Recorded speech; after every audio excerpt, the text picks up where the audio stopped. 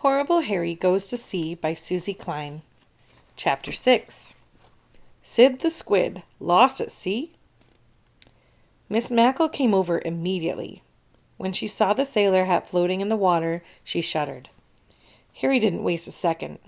First, he spotted the life jackets. They were stuffed inside the ceiling beams. Quickly, he hopped onto a chair, stood on his tiptoes, and reached the end strap of one life jacket. When it came tumbling down, he caught it with both hands. "I'll throw this to Captain Squid," he said, jumping to the floor. Miss Mackle stopped him. "Harry Spooger, what are you doing with that life jacket? You already have one on." "I'm throwing it to Sid in the sea." "Oh, Harry," Miss Mackle replied. "His father will find him. Sidney is probably just wandering around, and his hat blew off. In the meantime, I'm asking the captain to page him. Now give me that life jacket, please. It's supposed to stay tucked in the ceiling for an emergency." Harry reluctantly handed the teacher the life jacket. "Okay," he groaned. Miss Mackle shook her head. "You know, Harry, you remind me a lot of your great-grandfather, Sam Spooger. You really want to save someone." Harry flashed his white teeth. "I do." Then Harry and I walked over to the boys' bathroom. We had to go. When we got there, we found a long line. "Whoever is in there has kept us waiting now for 5 minutes, a father complained. He was holding a toddler who was pulling his hair. Suddenly, Harry cut in front of everyone and banged on the door with his knuckles. "Sid the Squid?" I smiled. Somehow that nickname seemed to fit Sid on the sea. "Yeah," a weak voice called back. "That you?" I asked. "No, it's me." When the door opened, we saw Dexter hobble out. His face looked sea green. "I think I feel a little better," Dexter said. "I barfed." As we took his arm and led him back to our class, we heard a voice come over the loudspeaker. "Will Sidney LaFleur please report to the snack shop immediately?" Dexter ignored the announcement.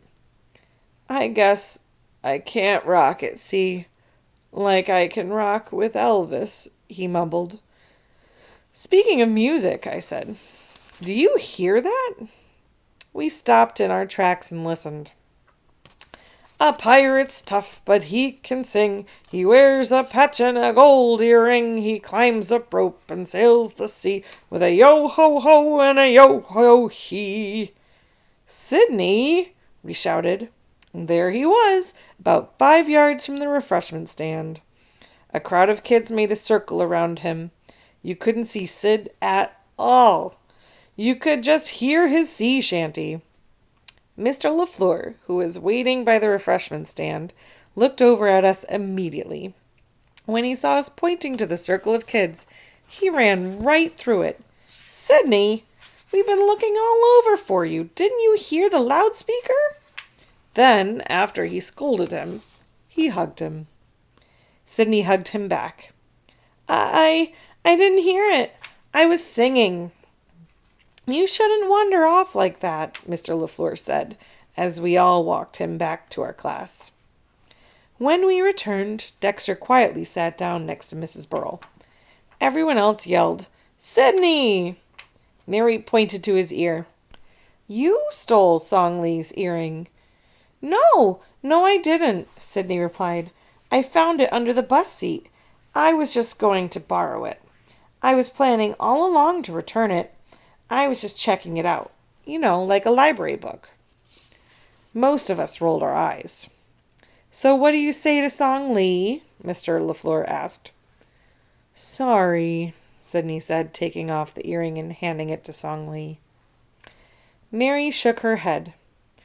"If you really were a pirate like your ancestor Rupert, you would be marooned. Pirates aren't supposed to steal from each other." Sidney wiped his eyes. "You're right. I should have asked first. Would you like a hot dog, Song Lee? I still have some allowance left."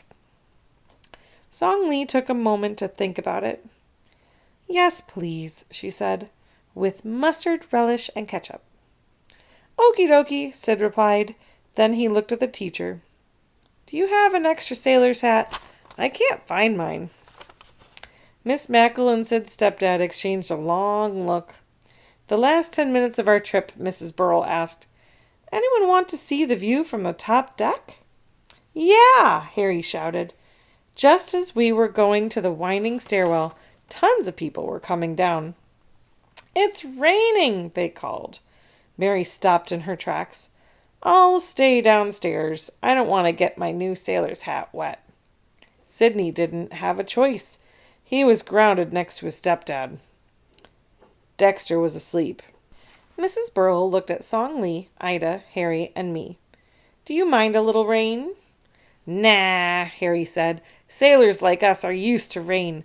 Let's go. My great-great-grandmother Persis sailed through icebergs and icy wind.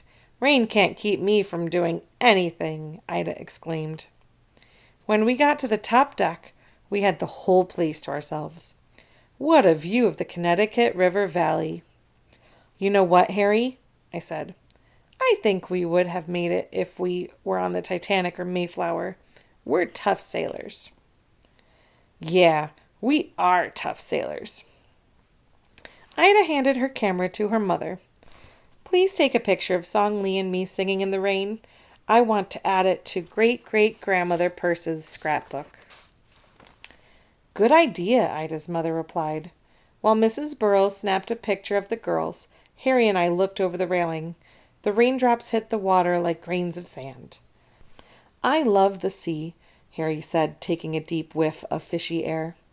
Me too, I said, watching a bird flap its wings. And then Harry yelled, Thanks, Ida! I don't think she heard Harry. Ida was too busy singing and dancing on the deck with her mother and Song Lee. The end.